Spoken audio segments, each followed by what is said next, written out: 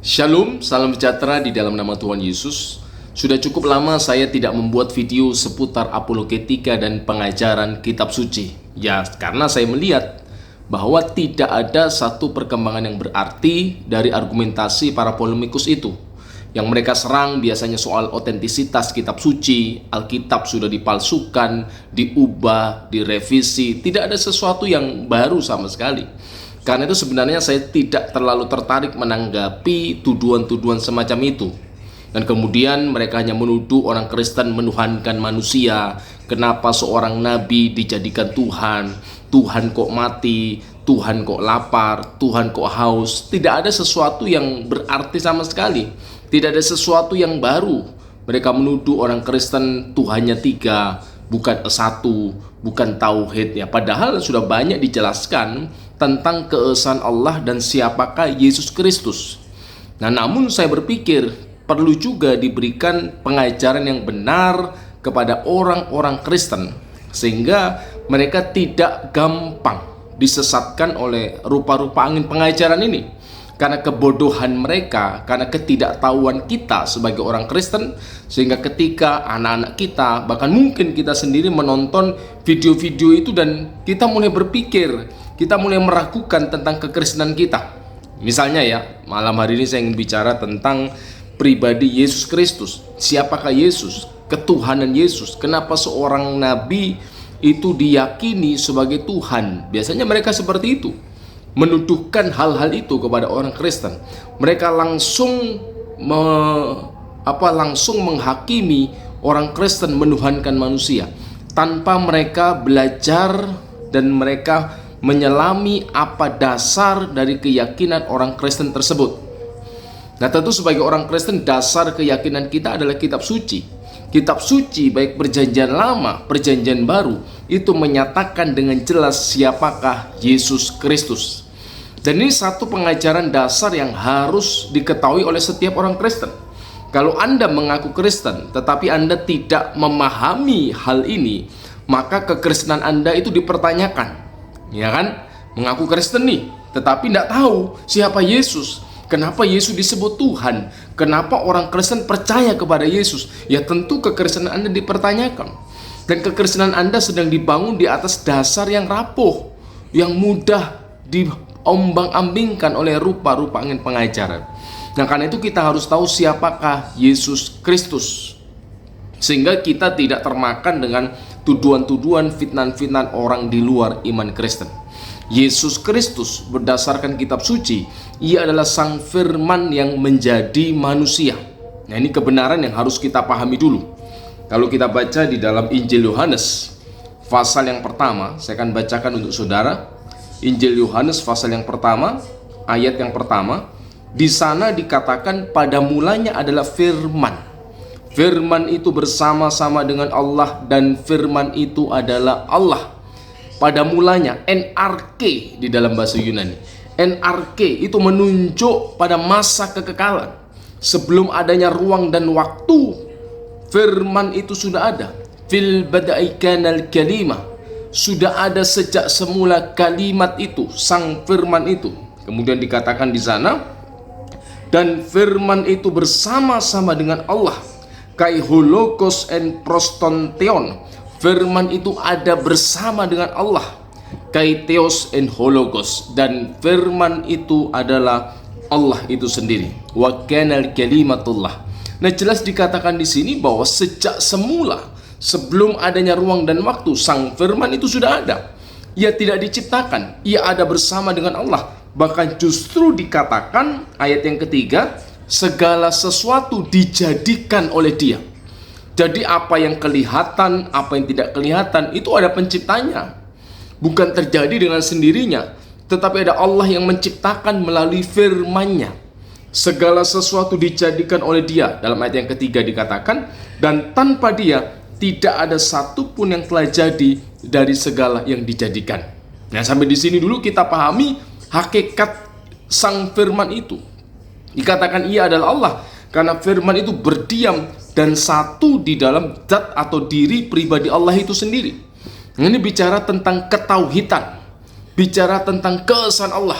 Tidak ada dua Allah, tiga Allah tidak ada. Orang Kristen hanya percaya kepada satu Allah yang esa. Dalam wujudnya yang esa itu berdiam firman-Nya, yang tidak diawali oleh waktu, tetapi masa kekekalan firman itu sudah ada. Ia tidak diawali, tidak diakhiri, tetapi ia ada bersama-sama dengan Allah dalam wujudnya yang esa. Nah, sampai di sini dulu kita harus paham. Nah, kemudian dikatakan di dalam ayat yang ke-14, Injil Yohanes 1 ayat 14, firman itu telah menjadi manusia. Firman yang adalah Allah, yang melaluinya segala sesuatu dijadikan, kini telah menjadi manusia. Dalam terjemahan bahasa Arab dikatakan wal kalimatu soro jasadan. Kata soro jasadan dalam bahasa teologis itu adalah inkarnasi, menjadi manusia. Firman yang adalah Allah itu kini ia telah menjadi manusia. Sehingga dalam satu pribadi firman yang menjadi manusia itu, yang kemudian firman yang menjadi manusia itu diberi nama Yesus, yang mulanya ia hanya berhakikat ilahi karena dia sang firman, kini ketika firman itu menjadi manusia, ia memiliki hakikat kemanusiaan. Ia mengambil kodrat kemanusiaan. Karena itu dikatakan dalam Filipi pasal yang kedua, ayat yang ke-8, atau kita baca dari ayat yang ke-7, melainkan telah mengosongkan dirinya sendiri dan mengambil rupa seorang hamba dan menjadi sama dengan manusia.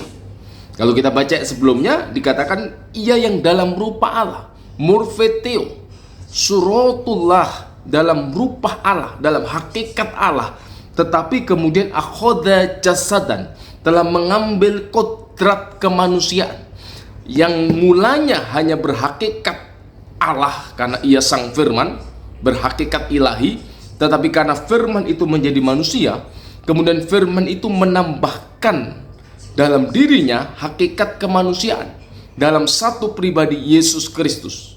Tetapi antara keilahian dan kemanusiaannya ini bisa dibedakan dan tidak tercampur baur, tidak saling meniadakan, tidak saling menghilangkan satu sama lain. Dari mana dasar pernyataan ini? Ya tentu dari kitab Injil sendiri. Dalam kitab Injil, Yesus menyatakan sifat-sifat kemanusiaan karena firman menjadi manusia. Karena itu ia letih, ia haus, ia lapar, ia tertidur.